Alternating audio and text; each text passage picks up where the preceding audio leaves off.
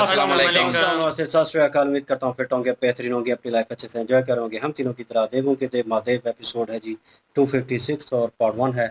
Like share subscribe करते हैं। Straight चलते हैं वीडियो की तरफ। मेरा नाम है मलिक सफीन इकबाल, मेरे साथ हैं Rana Mohammad Ali, Mohammad Sameer Khokhar. So guys let's start.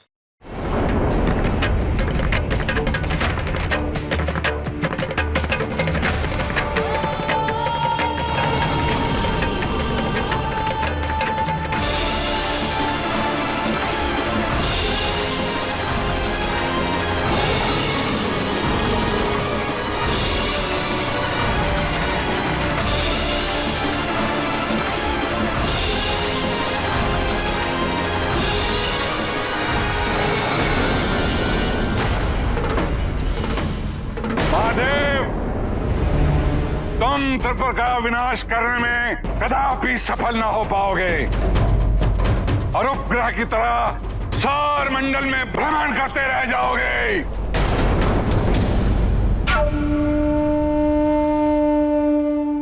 सोच क्या रहे हैं महादेव? इतनी शक्तियों की सहभागिता प्राप्त है आपको, अब तो कुछ करिए।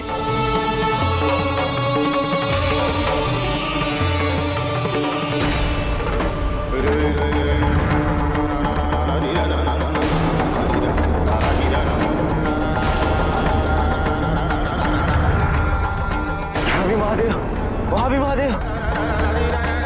हमें कौन से महादेव से बचना चाहिए?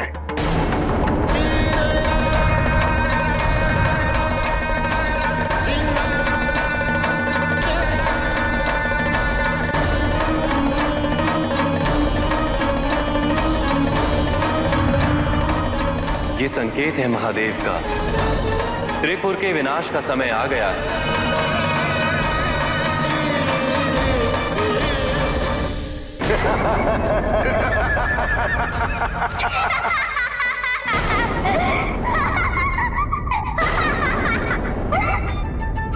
हमें डरा रहे हो? बड़ा तेज है तुझमें। हाँ, मैं तुझे अपने पास रखकर तुझे पालूंगा, तुझे बड़ा करूंगा और फिर तुझसे विवाह करूंगा। तुम हमें यहाँ नहीं रख पाओगे। हमारी माँ हमें आती ही होगी लेने। और हाँ, हमारा विवाह नाहुस से निश्चित है। तुम्हारा विवाह केवल और केवल मुझसे होगा और ये नाहुस जो कोई भी है, मैं उसका वध कर दूंगा। दुष्ट! हम तुझे श्राप देते हैं, तेरा वध हमारा पति नाहुस ही करेगा।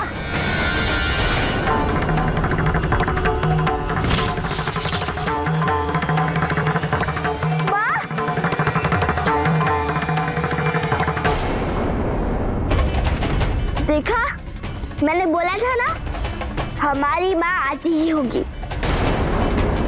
तुम ठीक हो ना पुत्री? हाँ माँ, हम बिल्कुल ठीक हैं।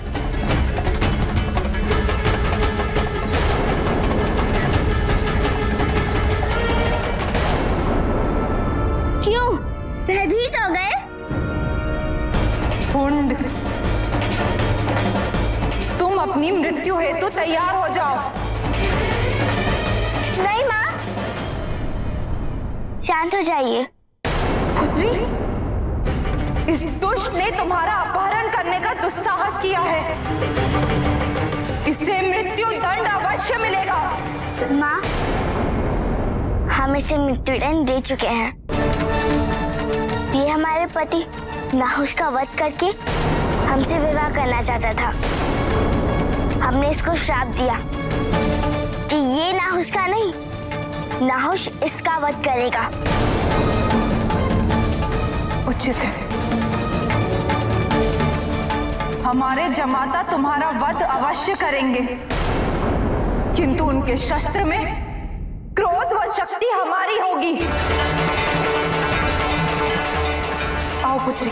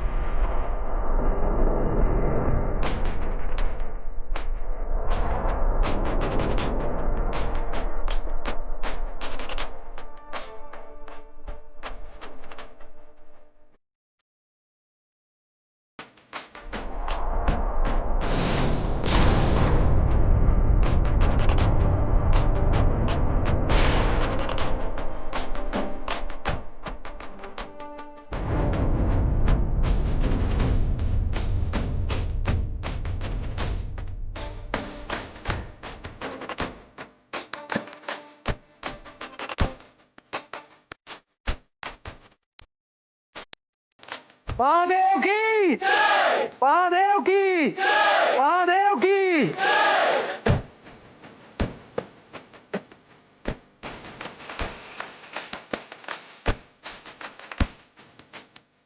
नहीं नहीं नहीं नहीं।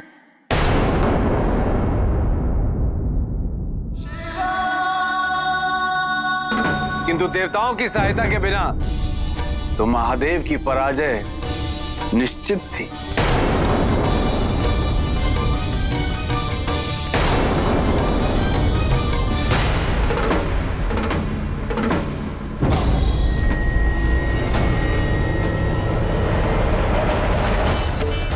पिताजी ने त्रिपुर का विनाश कर दिया है।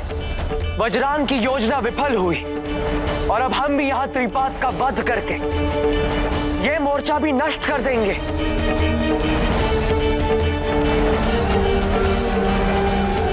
धर्म की विजय हो।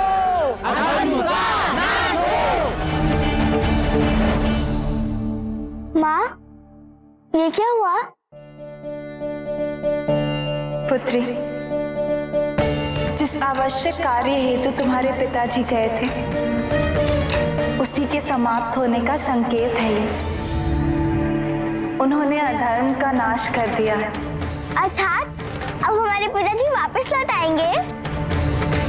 हाँ मेरी पुत्री, वो अति शीघ्र लौट आएंगे।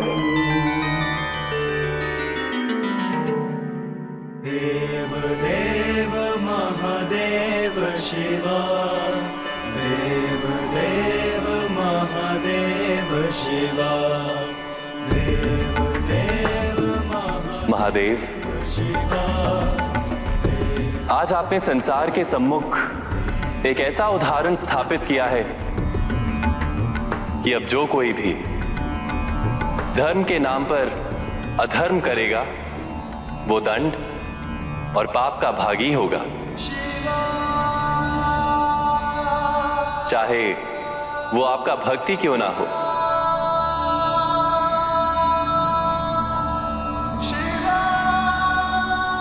साथ ही आप सबकी सहभागिता ने इस तथ्य को स्थापित कर दिया है कि न केवल मैं, अभी तो कोई भी देवतागण इस अधर्म को सहन नहीं करेंगे।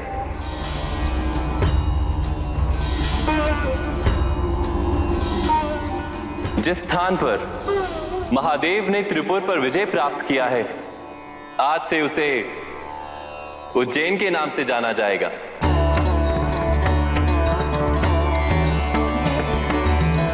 उज्जैन अर्थात उत्कर्षपूर्ण विजय की भूमि।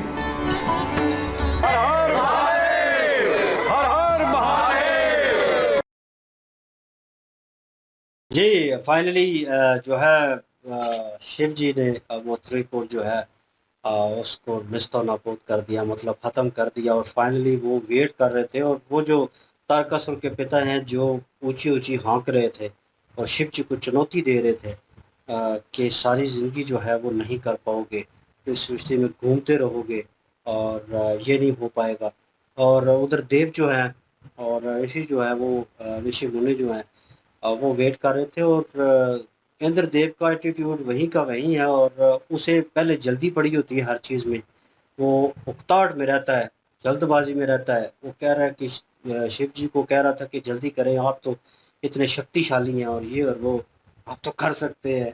तो मतलब वो उनको ये कह रहा था, मतलब सजेशन दे रहा था।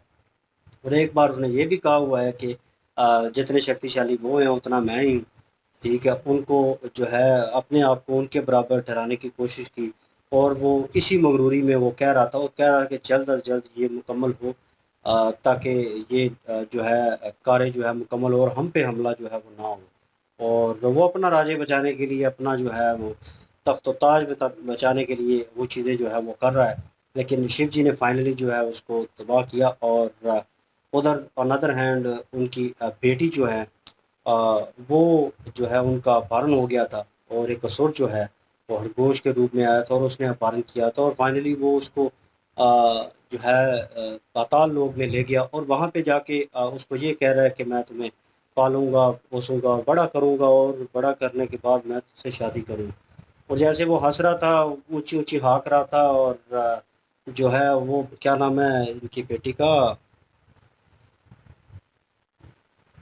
अशोक सुंदरी। अशोक सुंदरी, तो वो जो है वो भी हंस रही थी। एक्टर बहुत अच्छी हैं, नो डाउट, सही सूट किया है उनको रोल। और जिस अंदाज से, नटखट अंदाज से, प्यारे अंदाज से वो हंस के उसकी भी बेइज्जती कर रहे थे, उसकी हंसी रुक गई थी कि ये भी हंसना शुरू कर दिया।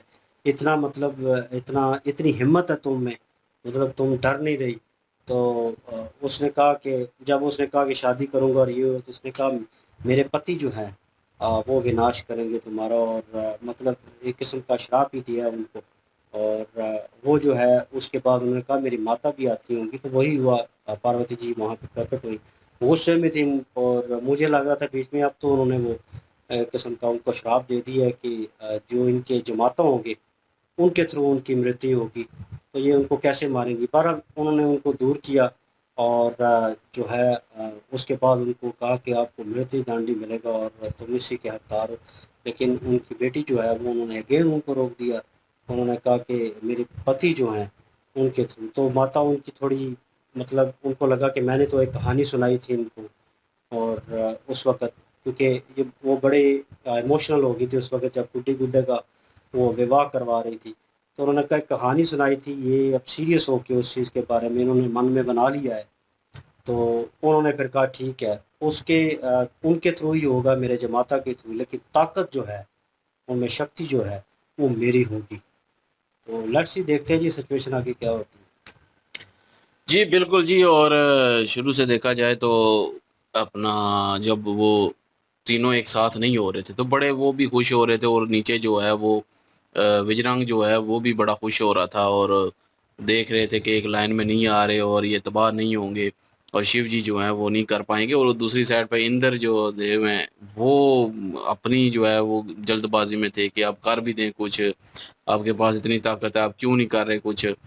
तो लेकिन ये है कि उन्होंने फिर जो है शिव जी ने अपनी लीला रची और एक चाल चली, और उसके ज़रिए जो है वो एक सीध में लेके आ गए उनको, और एक सीध में ला के जो है वो तीर चला दिया और उनका जो है वो नाश हो गया।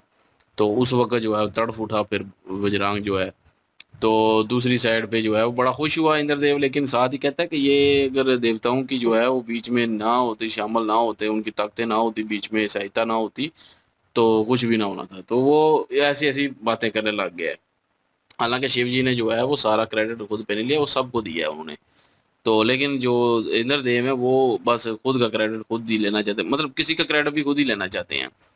तो खुद का कोई किरदार नहीं है, देवगन का किरदार है, खुद का तो कोई भी नहीं है। उस उनका तो एक रत्ती बराबर भी बीच में हिस्सा नहीं था। तो वो वैसे ही जो है वो चौड़े हो रहे हैं इंद्रदेव जो हैं। बहरहाल अपना उधर सुंदरी जो हैं वो अशोक सुंदरी, उन्होंने अच्छी जो वाक़ई एक्टिंग की है, और उन्होंने जो है वो आगे से उनको जवाब दिया, डरी नहीं है। और जो है वो नाखुश जो है वो कह रहे हैं कि उनके साथ मेरा जो है विवाह निश्चित है, तो इसलिए तुम्हारे साथ नहीं हो सकता, मेरी माता आ रही होंगी मुझे लेने के लिए। तो उन्होंने नाहुस को जो है वो मारने की धमकी दी, तो फिर उन्होंने श्राप दे दिया कि नाहुस के हाथों ही कत्ल हो गए। तो अभी जो है वो कौन है नाहुस वो हमें भी नहीं पता, वो कब आएँगे वो भी हमें नहीं पता, और वो भी पता चल जाएगा आगे-आगे। लेकिन शिव जी जो हैं वो उनको ख़त्म करके जो है वापस इनमें आए हैं।